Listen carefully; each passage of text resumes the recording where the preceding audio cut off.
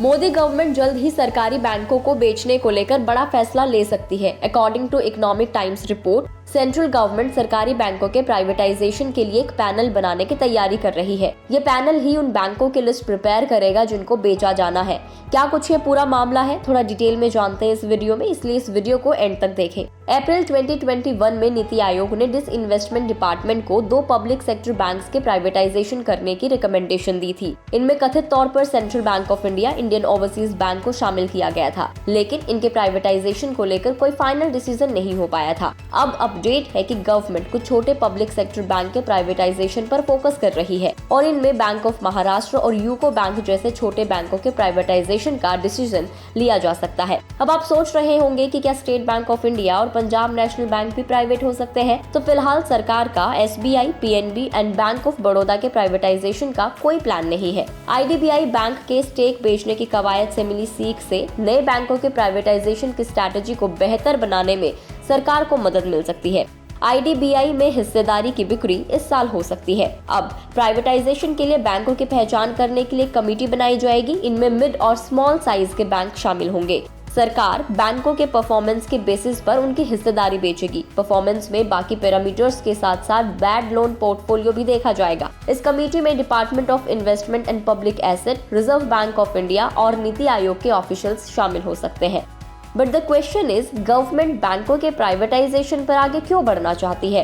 Actually सरकारी बैंकों की तिजोरियां खूब भर रही है। फाइनेंशियल ईयर 2022-2023 के पहले 9 महीने में पब्लिक सेक्टर के 12 बैंकों ने 70,166 करोड़ रुपए का कुल प्रॉफिट कमाया था, जो एक साल पहले इसी पीरियड के कंपैरिजन में 43% ज्यादा है। इसी तरह डेटा पर नजर डालें तो बीते एक साल में निफ्टी पीएसयू बैंक इंडेक्स में 65.4% का राइज देखने को मिला है, जबकि इस दौरान निफ्टी 50 में केवल 60% की ही बढ़त रही है। आपको याद होगा कि 2021 के बजट में फाइनेंस मिनिस्टर निर्मला सीतारमन ने डिसइन्वेस्टमेंट प्रोग्राम के अंडर 2 सरकारी बैंकों के प्राइवेटाइजेशन का ऐलान किया था। इन द सेम ईयर सरकार ने बैंकिंग लॉज अमेंडमेंट बिल 2021 को पार्लियामेंट में पास कराने के लिए लिस्ट किया था। ऑल्दो अभी तक इसे पार्लियामेंट में सरकार ने पेश नहीं किया है। इस बिल के अंडर गवर्नमेंट 1970 और 1980 के बैंकिंग कंपनी एक्ट में अमेंडमेंट करना चाहती है। इसमें पब्लिक सेक्टर बैंक्स के एक्विजिशन एंड ट्रांसफर से जुड़े रूल्स हैं। Actually on 19 July 1969